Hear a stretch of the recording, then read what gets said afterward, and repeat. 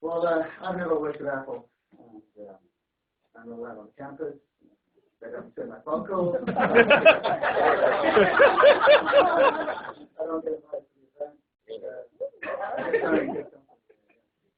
So I don't have any recollections of that.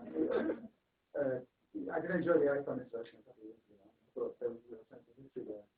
And it was, pretty amazing. A couple of hours to watch that unfold. I think, the modern era is sort of 1984 introduction. Sort of the equivalent of the introduction of Mac. A privilege to see that. Okay, so one day, I'm sitting in my field, evangelizing software development, shucking and jiving, doing what I'm supposed to do. And in pops Steve Jobs with this guy, and Steve says, "What do you think of this company?" I don't know, it was like KnowledgeWare or something. And I said, "Well, Steve, it's kind of a mediocre company. It's got lousy software. Software is very character-based, not very interesting, drill and practice, really not suitable for Macintosh, kind of shitty software." Then Steve turns to the guy and he turns to me and he turns to the guy and he says, "Guy, I want you to meet the CEO of KnowledgeWare." That was when I knew he was a special person.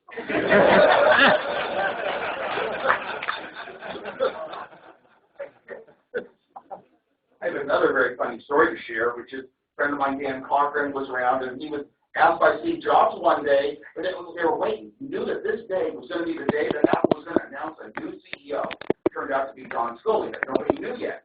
And Jerry Brown, sometimes called Moonbeam Brown, was visiting Apple. Didn't know anything about computers, and Steve Jobs asked Dan Cochran to show him around, took him around to a Lisa room, and he showed him the mouse and the cursor was going to come out. And Jerry kind of didn't get it or anything. He just walked around with Jerry, and all these people kind of shocked. They said, "Don't tell me it's Jerry Brown." Said, "Yeah, it's Jerry Brown." And resumes were flying.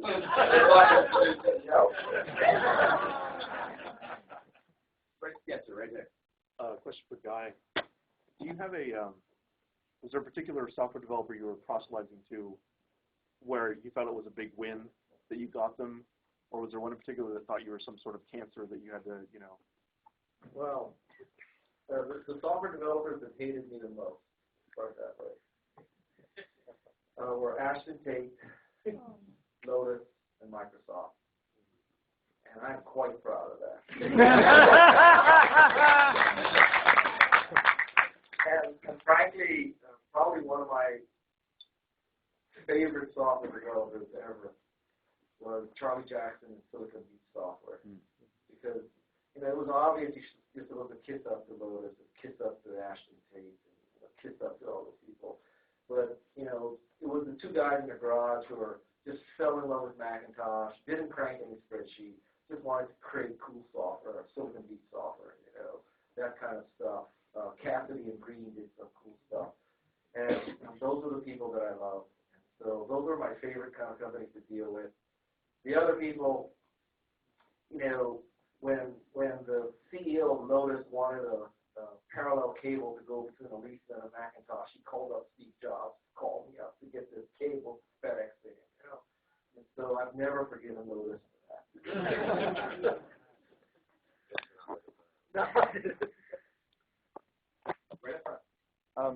If you guys have any collections and you're willing to talk about it, of old Macintosh peripherals or anything like that, what do you have that might either be the oldest or the thing that you prize the most? And this is for Eddie. Oldest? Yeah, like our tube or. I own a Mac card. You don't really own a Mac program.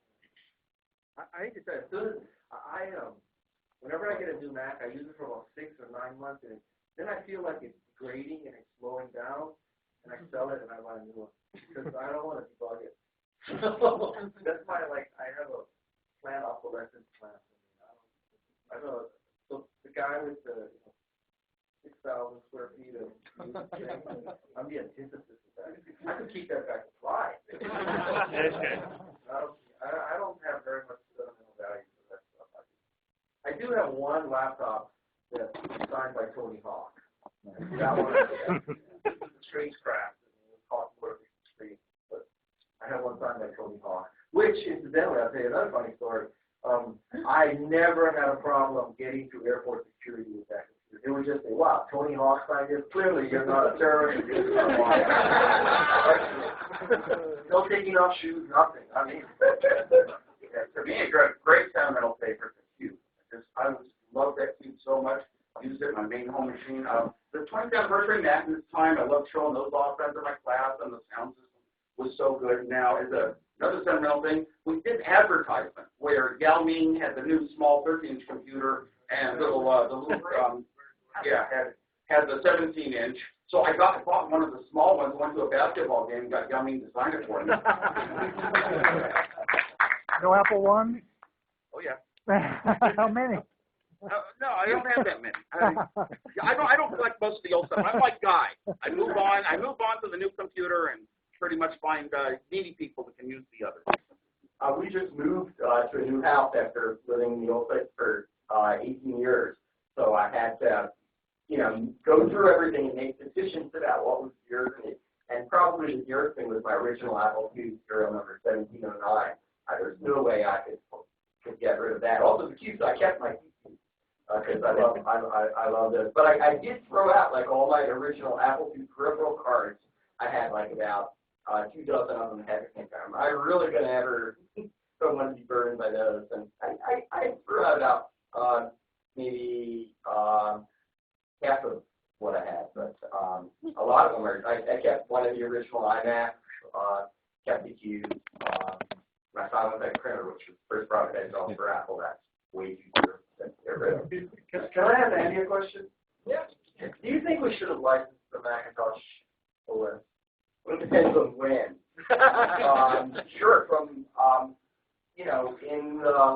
from 1985 to 1990, that was the window when